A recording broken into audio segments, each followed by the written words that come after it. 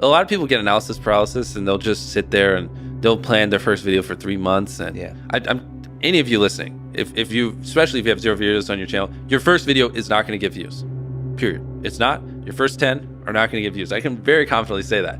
So stop sitting there and thinking for months and months on end, and just get to work and start uploading. Like, all you need to do, this applies to people who have not uploaded videos but have dreams of being a YouTuber, is make 100 videos and improve something every time. Do that. And then on your 101st video, we'll start talking, like maybe you can get some views, but you know, your first 100 are gonna suck. There are very freak cases like Liza Koshy or Emma Chamberlain who have really good personalities and it doesn't take them as many videos.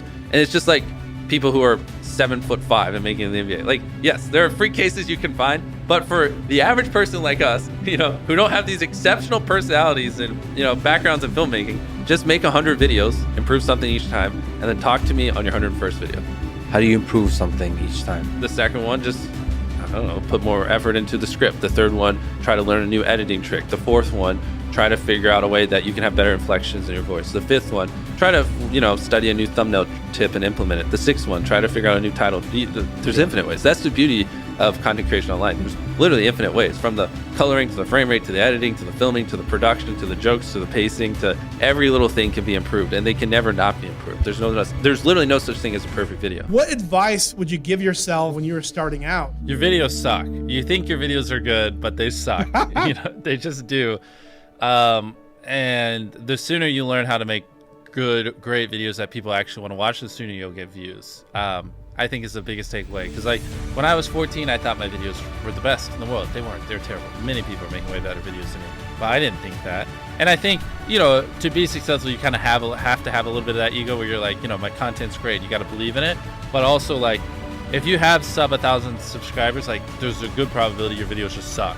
They just do. And you need to make hundreds of videos or 100 videos. I don't know. Depends on the difficulty of your videos. Improve something every time and just like get to the point where they don't. When you make good content, you'll blow up. It's not the algorithm. It's not anything. It's just like me and most people who are in my position, you just make terrible videos. And that's okay, because you got to make a bunch of videos and improve over time to be great. Like, you don't just pick up a baseball and become an MLB level athlete within a year. You know, it takes many, many, many years, and YouTube's kind of the same way. What YouTube wants is they want people to click on a video and they want to watch it. Like, at its core, that's what it is. Now, you can like draw little lines and go as deep as you want into how to get people to click and how to get people to watch. I mean, essentially, by studying the algorithm, you'll learn that you're more studying human psychology, right? What do humans want to watch? Anytime you say the word algorithm, just replace it with audience, and it works perfectly. Like, the algorithm didn't like that video? No, the audience didn't like that video. Literally, that's it. If people are clicking and watching, then it gets promoted more. And that's literally all the algorithm does, is reflect what the people want to a T.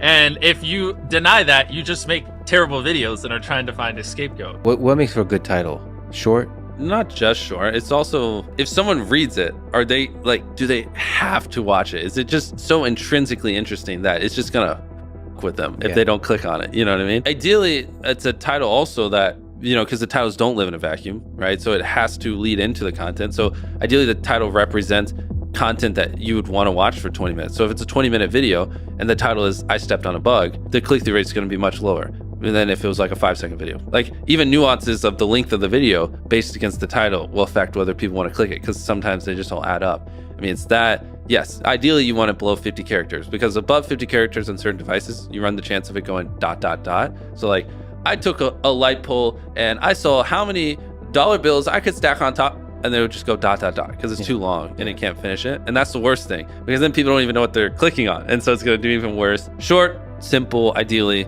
and just so freaking interesting they have to click.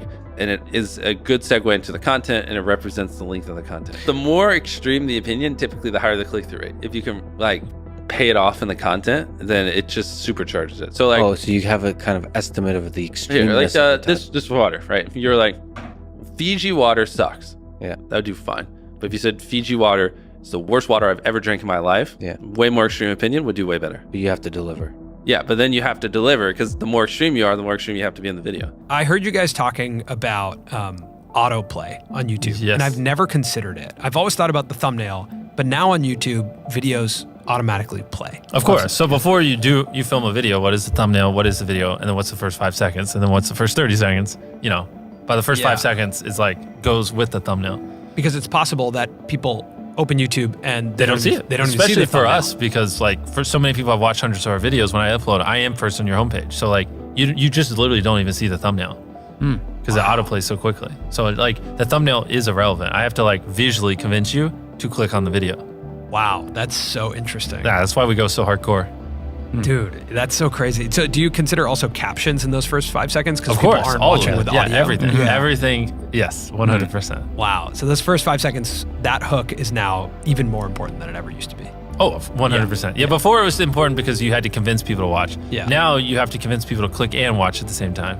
Whoa. With the first 5 seconds. That's driving CTR now too. Yeah. It is, Interesting. 100%. Wow. I roast that a lot of people who like have boring first 5 seconds. It's brutal. Your title and thumbnail set expectations. And at the very beginning of the video, to minimize drop off, you want to assure them that those expectations are being met. If you click on a video where, you know, of his, where it's like, Tether is a scam, and then at the very beginning, he starts talking about literally anything else, then you are like, oh, this is bullshit. This isn't what I clicked on. But if at the very start of the video, you go, Tether is a scam, and I'm going to teach you why, then it's like, okay, you match the expectations. So at the very beginning, match the expectations, and then you want to exceed them. So you want to assure people that what they clicked on is what they're getting, and then blow their mind and be like, but you're also getting even more. That's how you lower drop off, which a lot of people, sometimes it takes them like 20 seconds to really meet the expectations. And so you lose, like, that's where you're going to lose everyone. Everyone's videos start like this, and then it levels off. So you want to reduce the amount of people that click off on the audience retention graph. I hope you're popping up graphs while I'm saying this, so it's easier for people to visualize. We really should drill this home because like the number one thing is like retaining as many people as possible at the start. Because like envision a chart where you lose 35% of your viewers in the first 30 seconds, and then envision one where you only lose 20%. That's 15% more people that are watching, you know, throughout the video than not. And it's not like you made the whole video like a bunch better. You just had a more strategic intro that hooked them. I'm struggling to put this into words and like to really impose how important that is, but like that 15% difference in viewership really does make the difference between hypothetically like 2 million views on a video and like 10 in my head. The thing people undervalue the most is literally the first 10 seconds of the video. Like, Yeah. I think I can quote it. I tied up an FBI agent and I have $100,000 in this bag. Here's a knife. Good luck. And I just run away. Like, it gives you everything you need. Yeah. No wasted words, short, concise, and then tension. You basically want to remove every dull moment. You probably want to find the 10 most critical people you know, make them watch the video and just roast it. You know, certain things like if I just talk to a camera for 10 seconds without a cut, like a lot of people will just like get bored or they'll lose interest. So like having a B cam and a C cam and just, you can just talk for 10 seconds, but 3 seconds in cutting to a B cam and then a C cam, like now it's more interesting, even though it's essentially the same thing and not that crazy. But you want to have good pacing. Typically having a payoff at the end keeps them, right? Last leave circle wins 10 grand. If there is a low moment halfway through, you're going to watch to the end because you want to see who wins the 10 grand.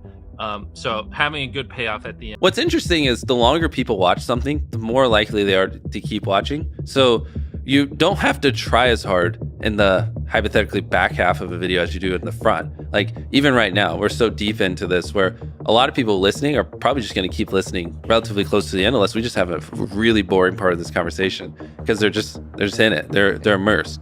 And so a big, like to really boil it down to a simple level, you just want to get people where they're immersed in the content and then just kind of hold them there. The thing is, it's all knowledge. It really is. And like every time I say this, people debate it to the end of time on Twitter, but I don't care. Like I could start a new channel tomorrow with not using my face or my voice, like without ever promoting it. And in 6 months have 20 million subscribers. I just could. Yeah. It's purely knowledge. Like if you knew what I knew, you could get 10 million views a video and you could get 10 million subscribers no matter where you are right now within 6 months. It really is just knowledge. And I can already tell you 90% of the people watching, they don't agree with that. They don't. And everyone has excuses and they're always like, nah, YouTube just doesn't work like that, Jimmy. You don't understand. But I mentor a lot of people. I see it even to this day. I still see it all the time. It is possible. It is simply knowledge. And the second you accept that it is knowledge and you start your, for me, 10,000 day journey of learning, for you, whatever it is, if you want to be less hardcore, and like actually figuring out, you know, what makes a good video, what does my audience want, how can I elevate, and then you take that knowledge and you just assume that I will never understand what the perfect video is, and every single day I just need to be devoted to learning as much as possible and improving as much as possible, and I got to improve every video as much as I can. Then there you go. There are tons of viral ideas that people can do that don't require money. It does not require money to go viral. Like at one point, one of my most viewed videos was like spending 24 hours in a desert. We just grabbed a tent and some stuff and we went in the desert. And it got like 60, 70 million views. I have so many videos where we spent hardly any money, like the no food one, or I'd have to pull up the channel and go through it, that have gotten tens of millions of views, and they would have gotten 10+ million views even on a small channel. So people who say, oh, well, I could be MrBeast if I had money. Well, A, I didn't start off with money. I was poor, I had no money, and it took me like 7 years just to buy a camera, saving up from YouTube. And B, some of our most viewed videos, literally, like anyone can do. A lot of times people, oh boy, it's like they think their videos are better than they are, honestly. And tell them, Jimmy, tell them. I mean, they do. And you have to that, and they have horrible friend groups, because you really are like the type of YouTubers you hang around. And so like a lot of times I'm just like, what you're saying is wrong. Who told you this? They're like, oh, this guy. And it's like, well, they're wrong. It's not true. There's no such thing as a perfect video. Like someone should always call you and it on your video, because it could be better. Like that's, because imagine if someone does that every video and you upload hundreds, if not 1,000 videos over the next 10 years, and every single time someone's critiquing you and you're applying what they're critiquing. Like imagine the compound effect over that time span. It's invaluable. People think it's like, oh, well, it's all like CTR and stuff like that. But a big thing that everyone underestimates is what was your experience with your last video? If people loved the last video of yours that they watched, they're more likely to watch your next one. For the YouTubers watching this, when people watch your video, they go, okay, that was good, but like that's enough of you for the day. Like it was all right? Whereas what you want is them to go, holy crap, that was crazy. Oh my God, what's that? Holy crap, that was crazy. Oh my God. And they watched 10 videos. That's what you're going for, that data can't describe.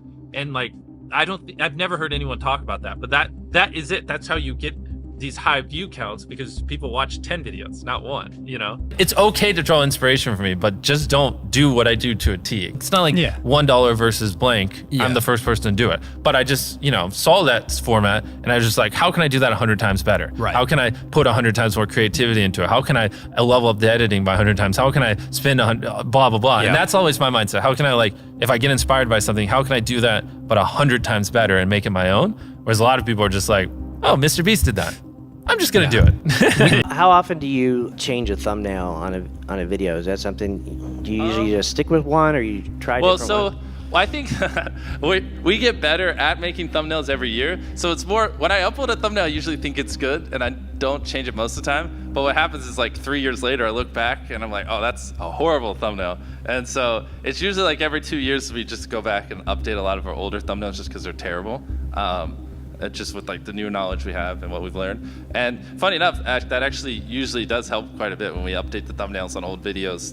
They usually do see a little bit of an uptick, because they're just, if we take an old thumbnail where it's like seeing if whatever, like 100,000 magnets can stop a car, and it just looks terrible. And then with the new stuff, I know we zoom in a little bit so it's a little more visible and make things look better. Then magically it starts doing a little bit better, because now people actually understand what it is, because I'm not as much of an idiot anymore. In 10 years, YouTube's going to be bigger than television ever was for culture, in America at least, in my opinion. And so I think a lot of people underestimate that, and I don't think people really understand just how, to be one of the top creators on the biggest social media platform, and that will also be the biggest in 10 years. During that whole time, the amount of value and how crazy that is. You don't need a network, you don't need to go through people. You just are. You can do whatever you want, and you can influence people how you want. It's just wild. It's mind blowing, and you can leverage that to build businesses, or do things like Beast Philanthropy or whatever. I think people don't realize just how much influence the top YouTube channels have. No one's ever gonna do what I do better than me. It's just not. It's not even humanly possible. I reinvest every penny I make. Yeah. I work every hour I'm awake. I devote every atom in my brain to solving this. I hire the best people on the planet. I've been doing this for 14 years, and I think in decades, not years. So I'm going to be doing this for another 20, 30 years, not 2 or 3. So no, the next me isn't going to be me, because no one's going to do what I do better than me. It's not possible. If I thought someone was doing better than me, I'd just start sleeping less so I could work even more. I'd figure it out. The barrier to entry to be you is extremely high. Yeah. Right? Especially where you're at. Well, it's just because I'm all in. I'm crazy. People shouldn't be me. I don't have a life. I don't have work-life balance. My personality, my soul, my being is making the best videos possible, entertaining my fans as best as I can. That is what exists on this planet. And I don't recommend it. You know what I mean? You should have work-life balance. You should not devote your entire life to this one thing. Like, go have fun. Like, you know, I'm miserable a lot of times. I have a mental breakdown every other week because I push myself so hard. Like, I don't recommend it, you know? What do you think gets us to 1 million subscribers? Well, subscribers is an arbitrary number. Okay, so a million views of video. No, you should ask me, what helps us make the best videos possible? That's the only question you should ask me. Subscribers don't matter. Views don't matter. I mean, they do, but all that comes. Everything you want as a creator comes from making the best videos possible and thumbnails. But it's easier to, you know, make thumbnails. The video part's the hard part, and that's the thing that you're known for.